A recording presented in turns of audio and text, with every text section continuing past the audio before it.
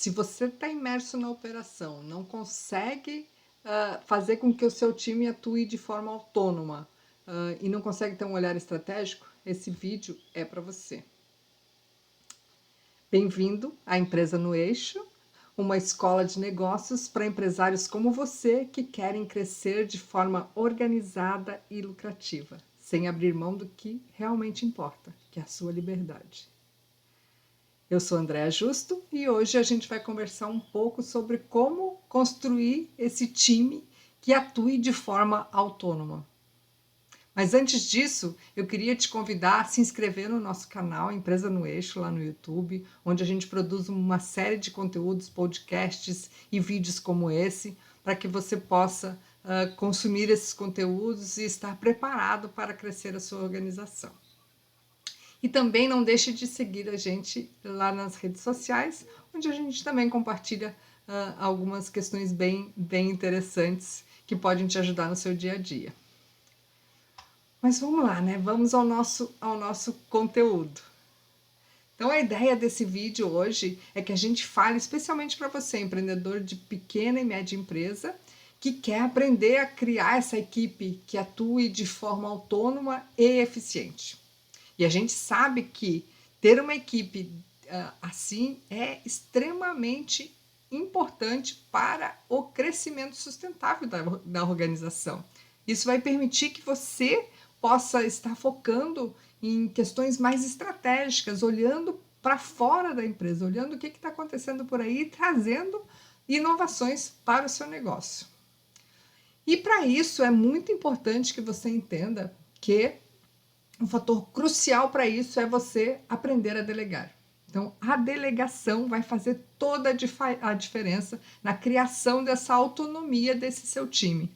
Então, você precisa, e a ideia desse vídeo hoje é que a gente fale um pouquinho sobre esse processo, essa jornada de delegação, porque ela não acontece automaticamente. Você precisa saber o que delegar, para quem delegar e os níveis de delegação que podem acontecer. Você seguindo essa jornada, certamente você vai conquistar outros benefícios que são muito importantes para o seu negócio.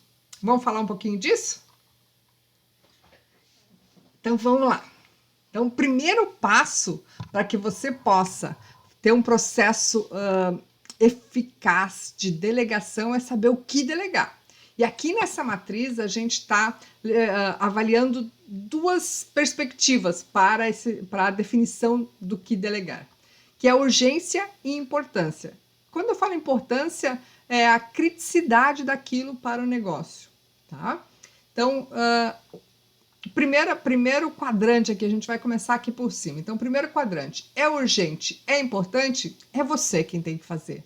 Não tem como delegar isso. E você tem que fazer agora. Porque se você procrastinar isso, vai virar um grande problema, vai virar uma crise. Então, evite que as crises aconteçam. Façam as coisas o mais rápido possível. Então, é urgente, é importante? Você é responsável por fazer.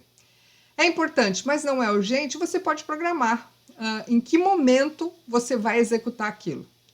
Não leve muito tempo para executar, porque é importante para a sua organização. E, dependendo da situação, ela pode se tornar urgente. Então, não deixe que uma questão que não é urgente vire urgente. Então, decida em que momento você vai trabalhar isso e atue. Não deixe lá guardadinho. Tem um ponto aqui que é muito importante, que é quando a situação, a atribuição não é urgente, não é importante, gente, nem perde tempo com isso, porque vai consumir sua energia para algo que não vai mexer em nenhum ponteiro da organização, não vai afetar nada. Exclui isso do teu backlog. Para de fazer imediatamente. Tá? Então não esqueça disso. Não é importante, não é urgente, remove, apaga, deleta do seu backlog. Chegamos aqui num ponto que é o core da nossa conversa hoje. Então, a questão é urgente, mas não é tão crítica para o negócio, que a gente está chamando aqui de não importante, essa você pode delegar. Então, essa você pode pedir para um colaborador da sua equipe executar essa atribuição. Mas um ponto que é bem importante aqui, você precisa saber quem pode fazer isso por você. Então, você não pode delegar para qualquer pessoa. Então, é importante que você entenda quem pode fazer isso para você. E aí, quando a gente fala disso, a gente também tem alguns critérios que a gente precisa levar em conta para definir quem pode fazer. Então, aqui a gente tem uma outra matriz, que é a matriz que cruza capacidade e comprometimento, porque esses dois pontos são extremamente importantes para eu saber quem pode executar aquela tarefa por mim. Então, vamos lá, é capacidade, competência, conhecimento para executar aquela tarefa, e o outro é o compromisso, o quão engajado aquele time ou aquela pessoa está com o resultado daquela atribuição. Então, essas duas perspectivas, elas são muito importantes para você definir para quem delegar uma tarefa. Então, vamos analisar os 4 quadrantes aqui também. Então, se eu tenho pouca capacidade e pouco compromisso, baixa capacidade, baixo compromisso, então você, no momento da delegação, vai precisar dirigir essa pessoa para quem você delegou. Então, não é que não é para delegar, mas você não pode simplesmente largar isso e esperar que o resultado aconteça, porque essa pessoa não está nem comprometida e nem tem conhecimento suficiente. Então, dirija essa pessoa, diga o que ela tem que fazer, acompanhe, esteja próximo dessa execução. Então, isso é muito importante. A gente vai ver na sequência que a gente tem alguns níveis de delegação até chegar ao ápice, onde o teu time está atuando efetivamente de forma autônoma. Segundo quadrante aqui, então eu tenho baixa capacidade, então eu não tenho todo o conhecimento, mas eu tenho uma pessoa que é extremamente comprometida, está engajada com o resultado. Então treina essa pessoa. Aproveita essa vontade dela e treina, capacita. Isso vai ser muito saudável para a sua organização. O terceiro quadrante, vamos aqui para baixo, depois a gente vai para o ápice. O terceiro quadrante, então, eu tenho capacidade, a pessoa para quem eu quero delegar, ela sabe como fazer, mas ela não tem vontade, ela não está comprometida com aquilo. Então, você precisa apoiar. Você não precisa dizer como fazer, mas você tem que estar próximo, avaliando se as coisas estão saindo como deveriam sair. Até que essa pessoa compreenda e se comprometa com os resultados. E o quarto quadrante, que é onde a gente quer chegar, a pessoa tem alta capacidade, então ela sabe como fazer e ela está extremamente engajada com os resultados, ela está comprometida com a atribuição que você está passando para ela. Então você chegou no ápice da delegação, aí você pode delegar e deixar que as coisas vão acontecer de forma autônoma e de forma eficiente.